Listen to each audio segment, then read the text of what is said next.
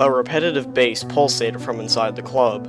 Somewhat muted, it provides a fitting backdrop for the business to come in this back alley I call the bazaar. Very few people enter the bazaar, as very few know of it. Only one item is peddled here. My item. Relief. Before you ask, I'm not selling heroin or meth. Those drugs harm people. They promise euphoria and ultimately deliver pain and suffering. I don't sell prescription drugs either. Those pills destroy more people than illegal substances, believe it or not. No, what I sell can't be found in a pharmacy or in a street corner. I deal with an absolute. I disperse a release.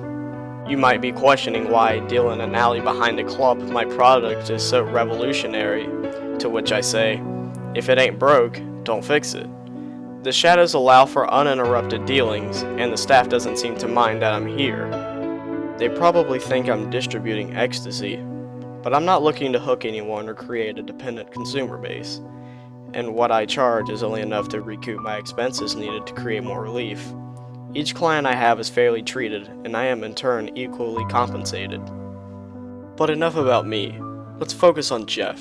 Jeff is a lawyer, not one of those idealized litigators you see on TV who attends one trial a week and then has 6 days to drink and sleep around. I mean a real lawyer, one who spends 20 hours a day researching case law in a mill to foreclose on someone's house. A tool to the banks and to his billable hours. Jeff is tired. Jeff is stressed out and demoralized from his job. Jeff needs relief. He arrives punctually about 9:30 p.m., bitching about his boss and job, explaining how guilty he feels for forcing debtors out of their homes all day. I feel for him. I really do. He hands me the money and I slip him relief.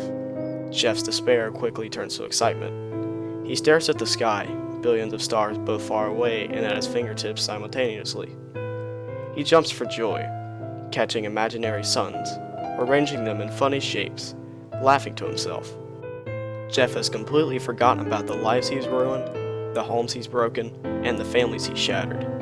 Jeff wanders down the alley, away from the noise and the squalor.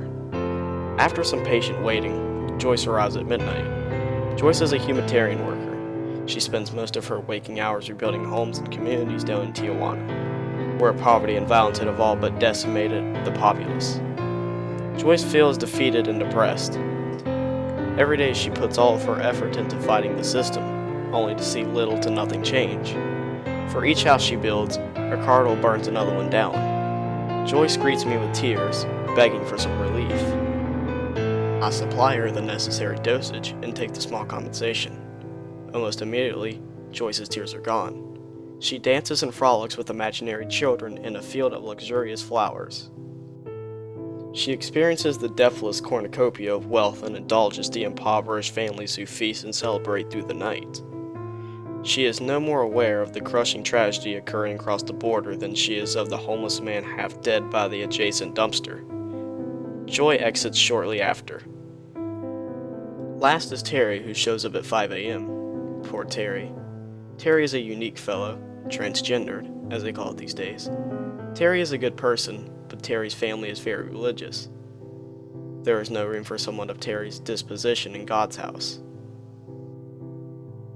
Such an existential crisis is hard for Terry. The cuts on Terry's wrist aren't enough to provide relief, but I can. Terry gobbles down the serving with reckless abandon. Terry doesn't dance as Joy did, or grope at the air as Jeff did. Terry just sits, surrounded by all the loved ones and friends who previously didn't understand Terry's situation. Life is simple and good, finally, for a misunderstood individual. Terry cries a bit, then wanders off down the alleyway. My night's work now finished, I return home and turn on the morning news. Shock and horror today as 3 individuals were found dead of an apparent overdose in a back alley on 4th Avenue. Each had traces of a powerful but unidentified designer drug in their bodies that ultimately stopped their hearts. Police have been trying to form connections between the persons, but they all come from different walks of life and no traces of where the dealer can be found. The sheriff has announced a joint investigation with the DEA to find the culprit as soon as possible. I'm not a chemist. I'm not a pusher. Hell, I'm not even human.